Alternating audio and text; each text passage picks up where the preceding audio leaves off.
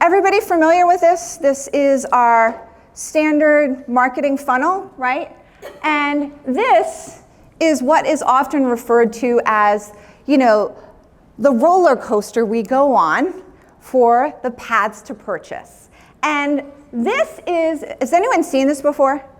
Can I see a show of hands? Have you guys seen this before? Okay, yeah. This is what this has looked like. If you sat through any of my presentations, I've shown this before. And now, this is actually being disrupted as well. So let's look at what the new breakout looks like. So first off, for digital and physical, I want you to see during the awareness stage. So awareness is what? Customer acquisition. We're trying to capture and connect with this customer. So we're going to find more and more of our generations are social and influencer-based content.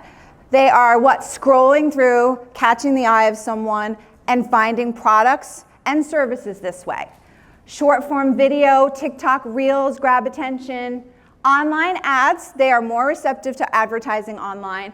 And then more and more we're seeing influence around podcasts and AI searches. For physical, we're actually seeing some of the things that we're most used to, PR, broadcast media, and outdoor advertising. Now, remember, the awareness phase is where we're just trying to figure out what we want as customers. When we move into consideration, how we use our tools is changing. So we are now looking at search, and we're talking more of search engines and generative engines, and I'm going to talk about that today. We're going to talk about AI recommended chats and products. More and more people in the consideration phase are actually looking to these tools to get more ideas for moving from consideration to purchase.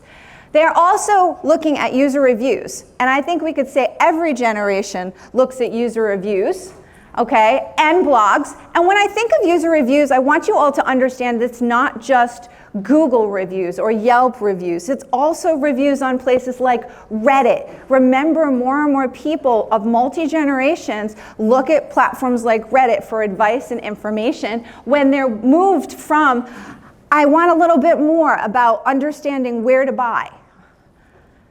Influencers, and then of course, AR and VR, right? Augmented reality and virtual reality, okay? These also, from a physical standpoint, we want to think a little bit more about in-store demos, targeting direct mail, and store events.